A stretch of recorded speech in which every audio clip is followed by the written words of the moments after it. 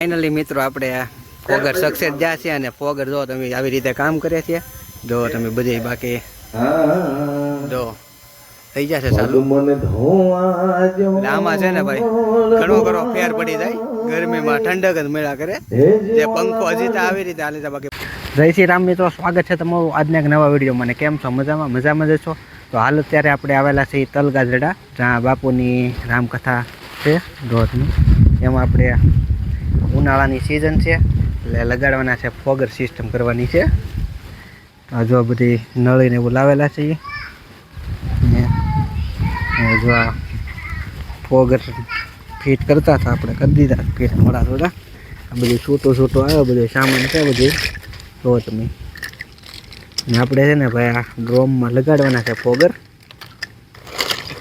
લગાડવાના છે તો આપણે ધીમે ધીમે ફોગર લગાડતા રહીએ અને કેવી રીતે સેટઅપ છે એ હું તમને દેખાડતો રહું અને બધું કમ્પ્લીટ થઈ જાય પછી આપણે એક સીન લેવું બાકી વિડીયો ગમે તો વિડીયોને લાઇક શેર અને આપણા ચેનલમાં ન હોય તો ચેનલને સબસ્ક્રાઈબ કરવાનું ભૂલતા નહીં આખા ડ્રોમમાં લગાડવાના છે તો ફાઇનલી મિત્રો આપણે છે ને આવી રીતે વાળો બાંધી દીધો ને પછી એમાં 16 mmની નળી લગાડી દીધી ને હવે આપણે એમાં ફોગર લગાડવાનું છે તો કેવી રીતે ફોગર લગાડીને એ આપણે જો દેશી ઘોડી છે દેશી મસ્ત મજાની ને જો તમે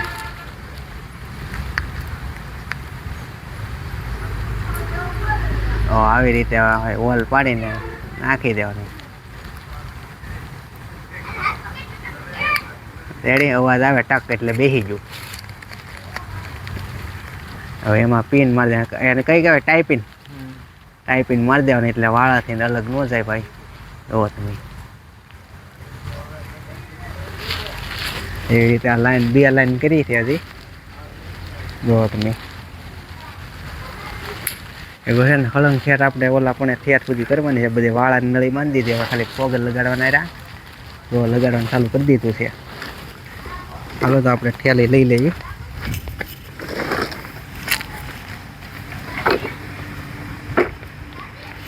આમાં કેટલા 3 લગાડવાનું છે ને એક લાઈનમાં 3 લગાડી દઈએ હાલો તો 4 વે ફોગર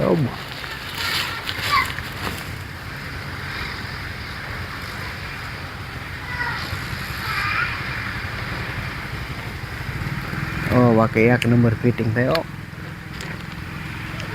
તો ફાઇનલી મિત્રો આપણે ફોગરની બધી લાઈન કમ્પ્લીટ કરી નાખીએ જો તમે આખામાં બધું સેટઅપ કરી નાખ્યા છે ને હવે જે આપણું કામ છે ને એ અહીંયા છે હવે અહીંથી આપણે છે ને ભાઈ નીચે યુપીવીસી લગાડીશું ને આ જે કનેક્શન છે ને એ યુપીવીસીમાં દેવાનું છે તો વિડીયોમાં બન્યા રહેજો કેવી રીતે યુપીવીસીમાં કનેક્શન આપીએ આપણે પોણાની પાઇપ છે ને 16 mm નળી છે એમાં કનેક્શન દેવાનું છે નીચે ને સેટઅપ બધું આપણે અહીંયા રાખવાનું છે મોટર ને બધું છે ને મિત્રો યુપીવીસી દોડાવી દીધી છે છેલ્લે જો તમે બધી લાગત દોડાવી દીધી પછી અહીંયા મારી દીધી આપણે પોણા અડધાની ટી કેમ કે પોણાનો પાઇપ છે ને આપણે જે કનેક્ટ કાઢવાનું છે એ અડધાનું કાઢવાનું છે એટલે પોણા અડધાની ટી મારી દીધી ને અહીંયા વાલ ફિટ કરીએ છીએ આપણે જો આવી રીતે એફટીએ મારેલ છે અડધાનું એટલે એ આપણે પોણા અડધાની ટીમ આવી જાય ને અહીંયા વાલ મારી દીધો એટલે ડાયરેક્ટ આપણે જે આ ફોગરની નળી કાઢીને એ ડાયરેક્ટ લાગી જાય જો અહીંયા બાકી જે વિડીયોમાં આગળ બના રહેતો હું તમને ટોટલ માહિતી આપતો રહે તો હવે આપણે વાલ ફિટ કરવાનું ચાલુ કરી દીધું છે ધીમે ધીમે જો તમે સોલ્યુશન મારીને વાલ લગાડવાનું છે અને પછી ડાયરેક્ટ આપણે કનેક્શનમાં દેવાનું છે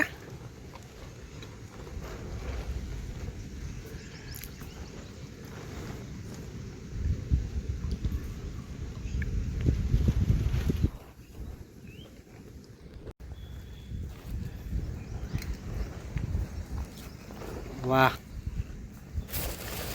તો આવી રીતે ભાઈ વાલ ગોઠવી દીધા છે અને અહીંયા છે ને આ જે નળી આપણે વધારાની બાંધેલી છે એ નળીનો ડાયરેક્ટ આ છે ને 16 mm નળી છે અને અહીંયા લાગી જાય જો એવી રીતે લાગે બધે કનેક્શન આપી દીધા તો તમે હળંગ છે હવે કનેક્શન આપેલા 190 ફૂટનું લંબાઈ છે અને આમ જે છે ને એ 90 ફૂટ છે એટલે 600 એક લાઈનમાં ફોગર ગોઠવેલા છે. જો તમે આવી રીતે 600 ફોગર ગોઠવેલા છે. એ ડાયરેક્ટ કનેક્શન એ નળી કાઢેલી છે એ નળી આપણે આમાં લગાવી દેવાની છે ડાયરેક્ટ. જો અહીંયા તો મિત્રો આ જે નળી છે ને એ જો આપણે 16 mm નળી છે અને ત્યાં છે ને એલ્બો મારવો પડે, કેમ કે એલ્બો માર્યા સિવાય આપણે ડાયરેક્ટ ઉતારીને તો નળી બેન્ડ મારી જાય એટલે હાવ ભેગી થઈ જાય એટલે કાંઈ પાણી ઉપાડે નહીં. પણ ત્યાં આપણે એની માટે એલ્બો મારી દેવાનો અને એલ્બાને છે ને આપણે વાળાથી તણાવી લેવાનું એટલે આપણે આ જે નળી છે ને એ પણ વધારે ટાઈટ થઈ જાય. જો તમે મિત્રો આપણે નીચે 20 mm નળી રાખી અને અહીંથી હવે આપણે 16-20નું જોઈનર મારી દેવાનું છે. એટલે ઉપરની મેન લાઈન છે ને એ 16 છે, પછી 20ની છે અને નીચે યુપીસી છે એ પોણાની છે. એટલે આપણે પોણામાંથી અડધો કર્યો, અડધામાં 20 mm કર્યો, 20 mm અડધો 16 mm કર્યું. જો તમે તો આ જોઈનર છે મારી દેવાનું 16-20નું. ફાઇનલી મિત્રો આપણે ફિટિંગનું કામ પૂરું થઈ ગયું છે. જો તમે બધે પોઈન્ટ આપી દીધા છે નળ મારીને. તો હવે આપણે મેન કામ બાકી રહ્યું ને મોટરનું કામ લેવાનું છે. તો આપણે મોટર લાવી જ નહીં ખાસી. તો મોટરમાં આપણે જોઈન્ટ કરવાનું છે અને ટાંકો પણ અહીં મેકી દીધો છે. આ મોટર છે, આ ટાંકો છે ને આ જે છે એ આપણે પાણી ખેંચવા માટેની નોઝલ લાવેલા છે ને જુઓ તમે. તો હાલો હવે આપણે મોટરમાં બધા જોઈન્ટ આપી દઈએ. તો આપણે જોવામાં ટેફલોન મારવા માંડ્યા છીએ ને આ જે છે ને આનો ઉપયોગ આપણે અહીંયા આટા છે એમાં એકના આટા છે ને આ જે પાઇપ છે ને આપણે પાણી ખેંચવા માટે લાવેલા છીએ. જો આ જે છે ને આ મોટું એ અહીંયા આવી રીતે લાગી જાય. જો આવી રીતે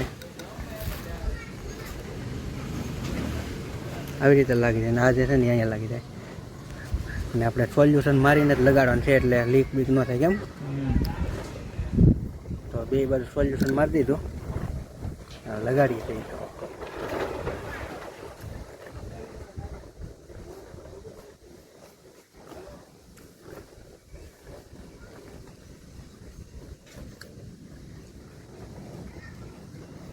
ને આ જે એમટી છે ને એ એકનું છે એ આપણે ઉપર લગાડવાનું છે, કેમ કે આમાં આટા છે ને એકના છે ને આપણે જે મેન પાઇપ છે ને એ પોણાની દોડવેલી છે. એકનું એમટી મારી એમાં આપણે બૂસ મારી દેવું એક પોણાનું એટલે ત્યાંથી આપણી પોણાની પાઇપ ચાલુ થઈ જાય ને એ અહીંયા કનેક્શન કરવાનું છે. તો એમાંય ટેપલોન ટેપ મારી દઈએ, સોલ્યુશન મારી દઈએ એટલે હાજર થઈ જાય એટલે લીક થવાનો પ્રશ્ન જ ન રહે.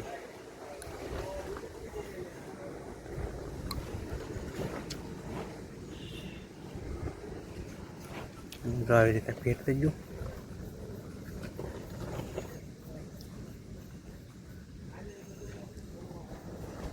એકનું એમટી મારી દીધું. હવે આ છે ને આપણે બૂસ લગાડી દેવાનું છે એટલે ડાયરેક્ટ કનેક્શન આપણું પોણાનું થઈ ગયું, કેમ કે આપણે મેન પાઇપ પોણાની છે.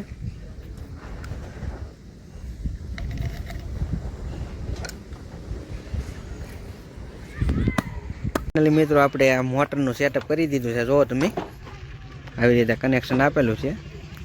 અહીંથી અહીંયા મેન પાઇપ જે છે એ અહીંયા જવાની છે ને ત્યાંથી આમ જવાની છે. બોલું બધું તો તમને બાકી પહેલાંનું તો ખબર જ છે કેવી રીતે, તો આપણે બાકી તો અહીંથી હતું ને આ જો અહીંયા મોટરે મેન પાઇપ આપી દીધી છે. ફાઇનલી મિત્રો આપણે આ ફોગર સક્સેસ જ્યાં છે અને ફોગર જો તમે આવી રીતે કામ કરે છે. જો તમે બધી બાકી જો થઈ જશે ચાલુ. આમાં છે ને ભાઈ ઘણો ફેર પડી જાય. ગરમીમાં ઠંડક જ મેળા કરે. જે પંખો હજી તો આવી રીતે હાલે છે, બાકી પંખો ચાલુ થાય એટલે બધું છે ને ઉડાડી દે.